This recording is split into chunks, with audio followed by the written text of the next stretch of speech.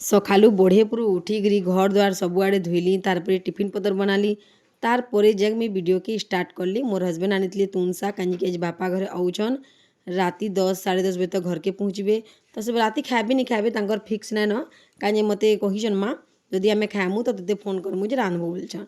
ଆଉ ଆମେ ତ ଯିମୁ ଯାତ୍ରା ଦେଖି ଯାତ୍ରା ଦେଖିକରି ଆଇଲେ ମୁଇଁ ରାନ୍ଧମି ନ 8:30 ବଜେ ତକ୍ 8:30 ବଜେ ରାନ୍ଧଲେ ବି ହେବା 10 10:30 के ସେମାନେ आबे।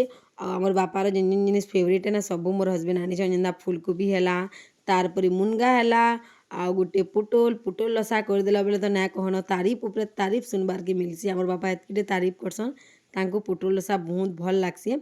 तो मी सबू तांकर फेवरेट जिनिस माने ना कैल सकाले मी सब बनामी जेन्दा खाईकरी उसत जी बहुत दिन लान घर रंधा से ना खाइबार तेल तो भल लागबा भी ना सब बेले बाहर खाऊन ए 17 18 दिन टे होगलान तो बहुत उसत लगुच भी आउछन जी बहुत दिन होगलान जीवारटा तांकर 18 दिन बागी होगलान।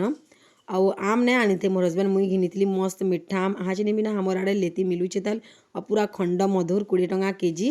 तो फ्रिज के आम सफा रफा कर दौचे आमर मार मन फ्रिज टी सफा तो हाँ तांकर मन उसत।